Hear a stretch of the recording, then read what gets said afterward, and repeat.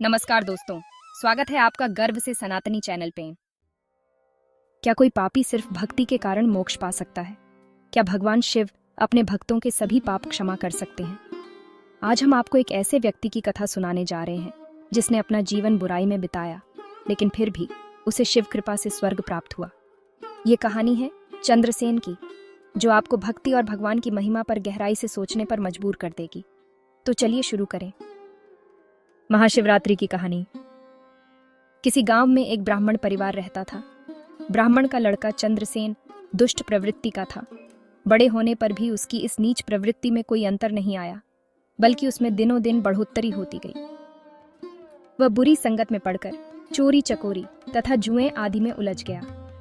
चंद्रसेन की मां बेटे की हरकतों से परिचित होते हुए भी अपने पति को कुछ नहीं बताती थी। वह उसके हर दोष को छिपा लिया करती थी। इसका प्रभाव यह पड़ा कि चंद्रसेन कुसंगति के गर्त में डूबता चला गया।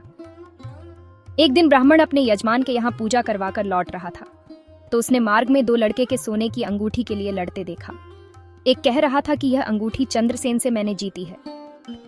दूसरे का तर्क था कि अंगूठी मैंने जीती है।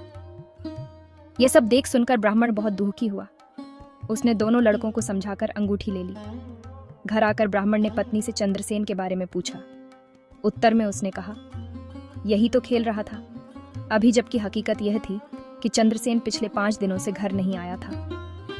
ब्राह्मण ऐसे घर में क्षण भर भी नहीं रहना चाहता था जहां झुंगारी चोर बेटा रह रहा हो तथा उसकी मां उसके अवगुणों पर हमेशा पर्दा डालती रही हो।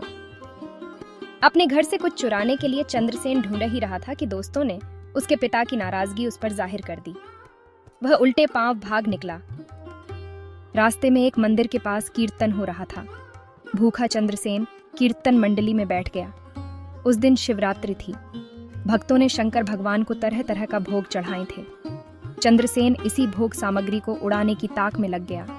कीर्तन करते करते भक्तगण धीरे धीरे सो गए। तब चंद्रसेन ने मौका का लाभ उठाकर भोग की चोरी की और भाग निकला। मंदिर से बाहर निकलते ही किसी भक्त की आंख खुल गई। उसने चंद्रसेन को भागते हुए देखकर चोर चोर कहकर शोर मचा दिया। लोगों ने उसका पीछा किया। भूखा चंद्रसेन भाग न सका और डंडे के प्रहार से चोट खाकर गिरते ही उसकी मृत्यु हो गई। अब चंद्रसेन को लेने शंकर जी गण तथा यमदूत एक साथ वहां आ पहुंचे। यमदूतों के अनुसार चंद्रसेन नरक का अधिकारी था, क्योंकि उसने पाप ही पाप किए थे।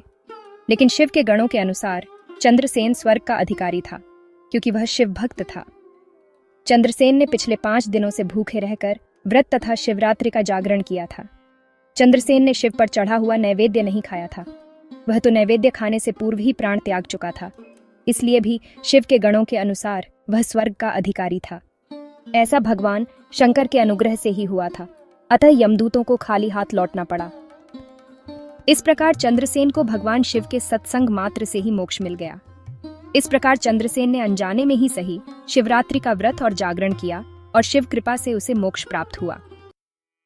यह हमें यह भी सिखाता है कि सत्संग और भक्ति का प्रभाव कितना शक्तिशाली होता है। अगर आपको यह कथा ज्ञानवर्धक लगी तो इसे अपने दोस्तों और परिवार के साथ जरूर साझा करें। हमारे चैनल गर्व से सनातनी को सब्सक्राइब करें और बेल आइकन दबाएं, ताकि आपको ऐसी ही अद्भुत पौराणिक कथाएं सुनने को मिलती रहें। हर हर महादेव। धन्यवाद। राधे राधे।